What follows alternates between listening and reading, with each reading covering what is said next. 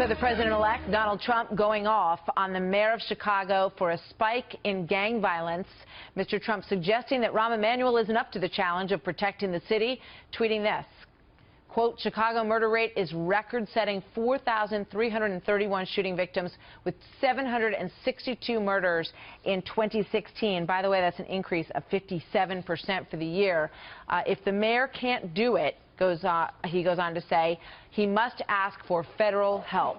Guy Benson joins us now, political editor at townhall.com and a Fox News contributor. Julie Roginsky is a Democratic strategist and Fox News contributor. Welcome to both of you. Happy New Year. Happy New Year to you guys. It's great to see you this morning. This is a very serious issue that plagues the city of Chicago. We've heard so much over the past couple of years about Black Lives Matter, about police violence, and relatively little about this huge issue, Julie. Why do you think that is? I don't know why that is. For the people in Chicago who've suffered and lost loved ones, it's an issue that affects them every day, and it should be talked about more. Look, there's no excuse, and this should not be a partisan issue for what is going on in Chicago. The federal government does have a role to play, as the president-elect has pointed out. I know that Mayor Emanuel apparently met with him, with President-elect Trump, and asked him for help as well a while back, so that's good. You know, any and all hands on deck. This is an epidemic, and there's no reason as to why the city of New York and the city of L.A., both of which have seen not just not a resurgence of gun violence, but in fact have seen record lows in terms of gun deaths. Have the statistics they do, and Chicago has the statistics it does, and Chicago needs to take a look at best practices and get our hands on deck on this issue. I mean, I think back to the Democratic convention guy and the mothers for the movement who have children who were injured or killed by police officers, and you wonder where the rest of the moms are whose children have been slaughtered in the streets of Chicago. It would be good to give them equal time in terms of the issue that is going on in the inner city there and elsewhere.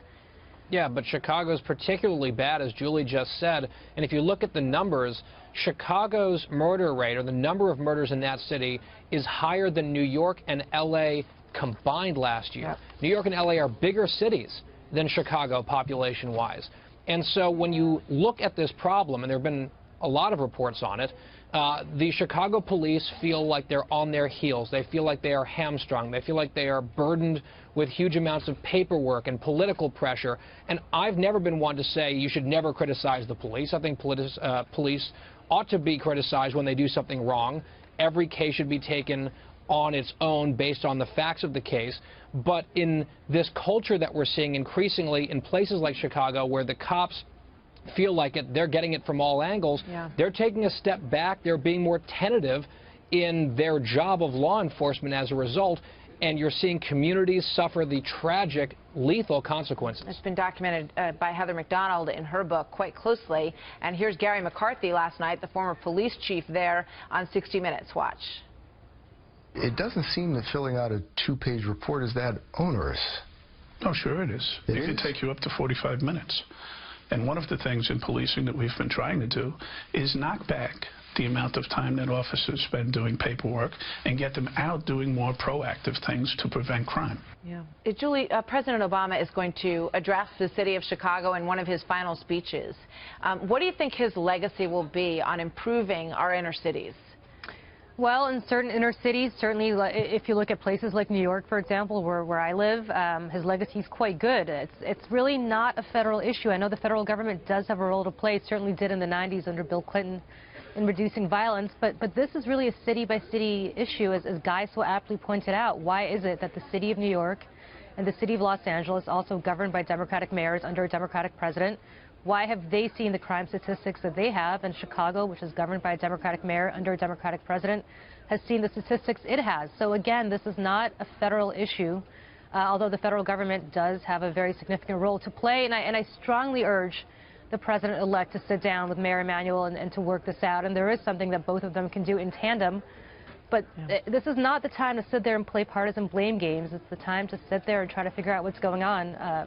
And to solve it, because mothers are losing their children on a daily basis. It is inexcusable. It is inexcusable. I think everybody agrees on that.